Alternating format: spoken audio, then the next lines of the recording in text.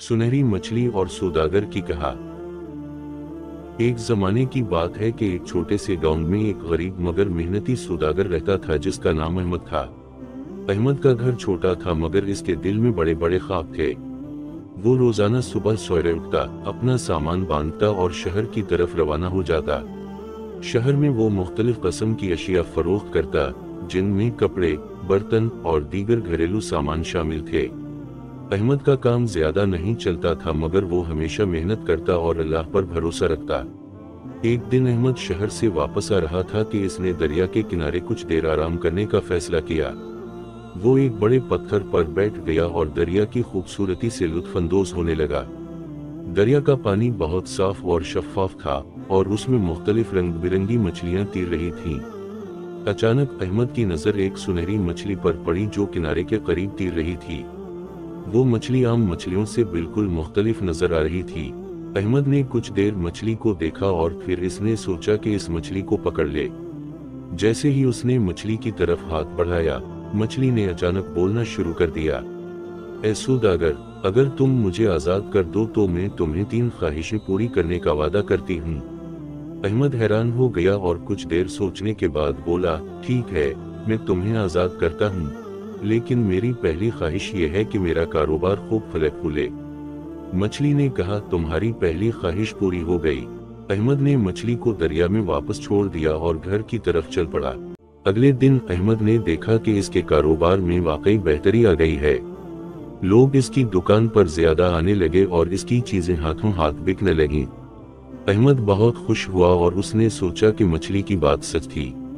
इसने अपनी मेहनत और लगन को बरकरार रखा और इसका कारोबार दिन ब दिन बढ़ता चला गया। कुछ अरसे बाद अहमद ने सोचा कि अब वक्त आ गया है कि वो अपनी दूसरी ख्वाहिश पूरी करे। वो दोबारा दरिया के किनारे गया और मछली को पुकारा। मछली दोबारा नमूदार हुई और अहमद ने कहा, मेरी दूसरी ख्वाहिश ये है कि मुझे बहुत सा सोना मिले। मछली ने कहा, तुम्हारी दूसरी ख्वाहिश भी पूरी हो गई। जब अहमद घर वापस आया तो उसने देखा कि उसका घर सोने से भरा हुआ है। हर तरफ सोना ही सोना था। अब वो बहुत अमीर हो चुका था और इसकी माली मुश्किलात खत्म हो चुकी थीं। अहमद ने सोना संभाल कर रखा और उसने सोचा कि अब इसकी जिंदगी में कोई कमी नहीं रही। अहमद की जिंदगी में अब खुशहाली आ गई थी। उसने अपने घर की मरम्मत करवाई, नई चीजें खरीदें और अपने गांव वालों की मदद भी की। वो एक सखी इंसान बन गया और हर किसी के साथ नेकी और मोहब्बत से पेश आता। लोग इसकी तारीफ करते और उसकी इज्जत करते, मगर अमीरी के साथ साथ कुछ मुश्किलात भी आईं। अहमद को अब अपने माल की हिफाजत का भी ख्याल रखना पड़ता था। इसके दुश्मन भी बिन गए जो उसके माल व दौलत को देखकर हसद करने लगे, मगर अहमद ने अपने दिल को मजबूत रखा और अल्लाह पर भरोसा रखा। कुछ अरसे बाद अहमद ने सोचा कि तीसरी और आखिरी ख्वाहिश बहुत सोच समझकर करनी चाहिए। वो दोबारा दरिया के किनारे गया और मछली को पुकारा। मछली आई तो अहमद ने कहा, मेरी तीसरी ख्वाहिश ये है कि मुझे और मेरी फैमिली को हमेशा खुशी और सुकून मिले। मछली ने कहा, तुम्हारी तीसरी ख्वाहिश भी पूरी हो गई। अब तुम्हें कभी किसी चीज की कमी नहीं होगी। अहमद ने मछली का शुक्रिया अदा किया और घर वापस आ गया। इसके बाद अहमद और इसकी फैमिली खुशहाल और मुतमईन जिंदगी गुजारने लगे। वो हमेशा मछली के एहसान को याद रखते और दूसरों के साथ नेकी और मोहब्बत से पेश आते।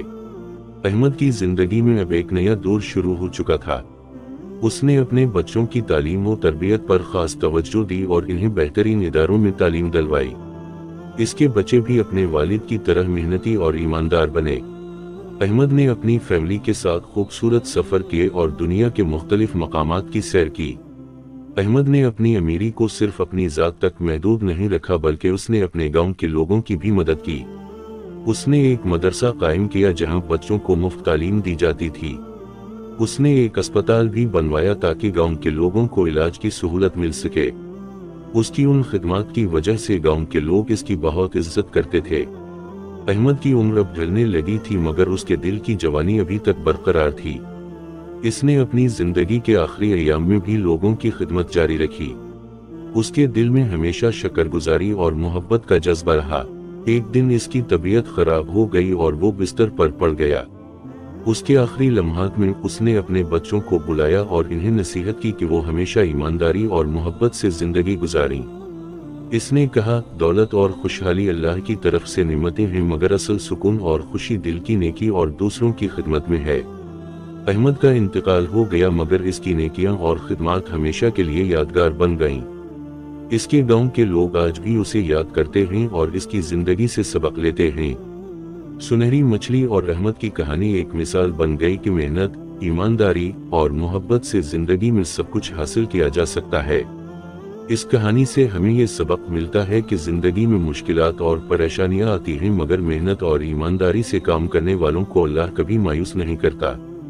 خوشی اور سکون کی اصل کنجی محبت، شکرگزاری اور دوسروں کی خدمت میں ہے۔ اگر ہم ان اصولوں پر عمل کریں تو ہماری زندگی بھی احمد کی طرح خوشحال اور مطمئن ہو سکتی ہے۔